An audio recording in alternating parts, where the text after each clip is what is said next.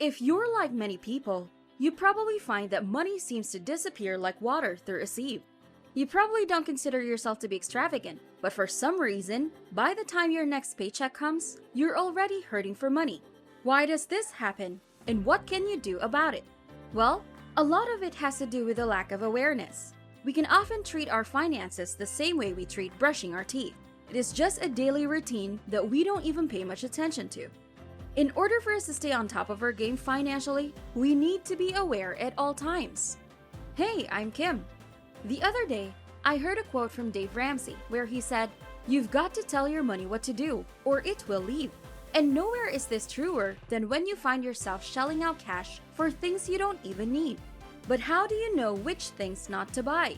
How do you identify the needless expenses that are keeping you poor?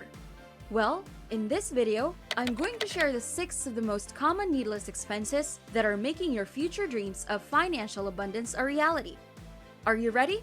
Let's jump in. First on our list is buying things because they are on sale. Sale season is always upon us, and it can be tempting to stock up on everything we think is essential. However, this is a bad idea. Just because something is on sale doesn't mean you need it. More often than not, you'll end up spending more money than you would have if you had bought it at full price.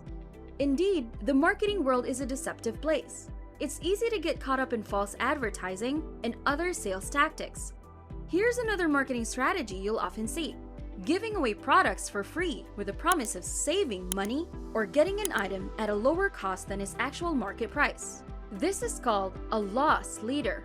And just like the $5 rotisserie chicken at Costco, it is their hope that you'll also buy the $25 tub of mayonnaise on your way out the door.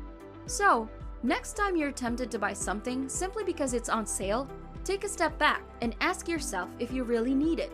Chances are, you'll save yourself some money in the long run. Second on our list is buying brand names. We all want to look our best, and sometimes that causes us to splurge on a few designer items. Gucci and Louis Vuitton are 2 of the most popular brands out there, and their products can definitely make a statement. But before you drop a bunch of cash on a new handbag or a pair of shoes, there are a few things you should keep in mind. First, it's important to remember that Gucci and Louis Vuitton are luxury brands. That means their prices are going to be higher than most other brands, even for the same quality or style. If you're on a budget, you might want to stick to more affordable options. Second, while Gucci and Louis Vuitton products are often very well made with high-quality materials and construction, don't let that sucker you into buying the brand. If you do your due diligence and research, you can often find products that are also well made and will stand the test of time for a fraction of the cost. You just need to avoid cheap, poor quality products in your search for those hidden gems. Keep these things in mind. It's important to know what you're getting into before you make a purchase. Otherwise, you might end up regretting it later. When I was in college, a lot of my friends had Louis Vuitton purses, and it really irritated me how they flaunted the brand name and expense of the items. It made sense that people would want them, since they were good quality and fashionable. But I noticed that many of my friends rarely had enough money for other more essential items. This was one of the things that made me realize that a brand name is a fast track to the poorhouse. And this is also one of the main reasons why I'm not much more careful with my money these days and on the road to building a brighter financial future. The third needless expense is spending money on pricey coffee shops like Starbucks. We all know Starbucks. It's a coffee chain that seems to be everywhere, with a presence in nearly every city and town across the globe. And for good reason, their coffee is delicious.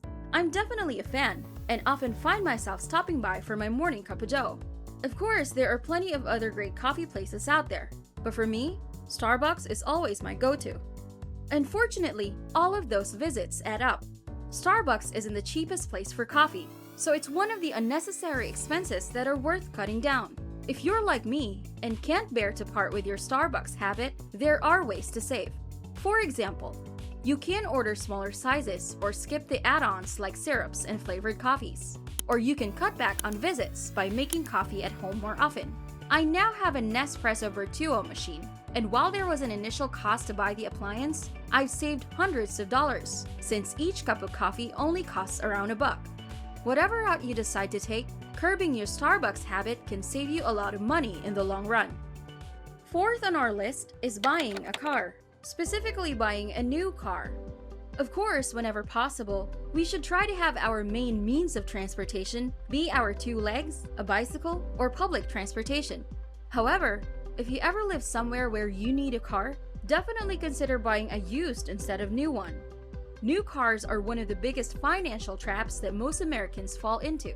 This is because of the huge depreciation that happens the moment you drive that car off the lot. Additionally, a used car, just 5 or 8 years old, often works just as well as a new car. Cars can be expensive to maintain, but with a used car, many parts and services cost less. If you do need a car, buying a used one is the way to go. You can find a reliable car for a fraction of the price of a new one, and you won't have to worry about it losing value as soon as you drive it off the lot. Fifth on the list is subscriptions. If you're like most people, you probably have a few subscriptions that you pay for each month. Things like Spotify or Netflix are great, but they can also add up quickly. One way to save some money is to cancel any subscriptions that you don't use regularly, or you could stagger them each quarter. So, from January to March, you use Netflix and Disney+, but then, in April to June, you switch to HBO Max and Paramount+. This way, you can still catch up on your binge watching without paying for twice the service for each one. This may be easier said than done, especially if you're a Marvel stan like me and want to keep up with each new release. But it's definitely worth a try. If you're not using a subscription service regularly, then it's probably not worth your money. There are plenty of other things that you could be spending your money on, so why not cancel your subscription and save some cash? It may be difficult to let go of something that you're used to, but it's definitely doable. Just be sure to weigh your options and make the best decision for your financial situation. Lastly, if you're looking to save some money this holiday season, one simple way is to avoid buying holiday gifts. I know it may sound strange, but hear me out. There are so many other ways to show your love and appreciation during holidays, like Christmas and birthdays, without spending a fortune. For example, did you know that Americans spend an average of $942 in Christmas gifts? That's a lot of money. Instead of spending your hard-earned cash on gifts that are ego-driven, why not volunteer in your local community? Shelters and orphanages can always use an extra pair of hands during the holidays. Or, on birthdays, you could write a heartfelt letter to your friend instead of buying a present. I guarantee they'll appreciate the gesture just as much, if not more. So this holiday season, consider skipping the gift-giving tradition and opt for something more meaningful. Your wallet and your loved ones will thank you. Do you know that saying, less is more? The idea is that if you reduce something to its essential components, then you end up with an overall higher value. This is even more true when you're talking about your finances. Cutting down these unnecessary expenses will not be easy, but little by little, over time the rewards are worth it.